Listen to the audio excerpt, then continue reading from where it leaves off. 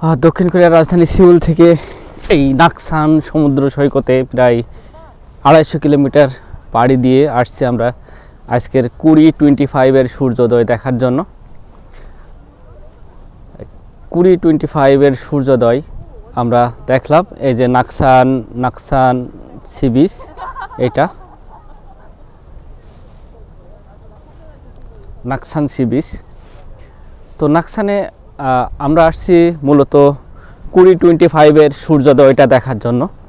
আসতে যদিও অনেক কষ্ট হয়েছে, অনেক প্রতীক্ষার একটা দিন, অনেক প্রতীক্ষার একটা প্রহর গুনতে গুনতে ঠিক 4.5 ঘন্টা ড্রাইভ করে এখানে এই নাকসান সমুদ্র সৈকতে আসছি। 2025-এর সূর্যোদয়ের সঙ্গে সঙ্গে সবার জীবনের যত গ্লানি, ব্যর্থতা বা দুঃখ কষ্ট যা আছে সব যেন মুছে যায় এবং নতুন সূর্যোদয়ের সঙ্গে সঙ্গে যেন সবার জীবন সুখে সমৃদ্ধ হয়ে যায়, সেই শুভকামনাই। আমি মোল্লা মারুফ, দক্ষিণ কোরিয়া থেকে।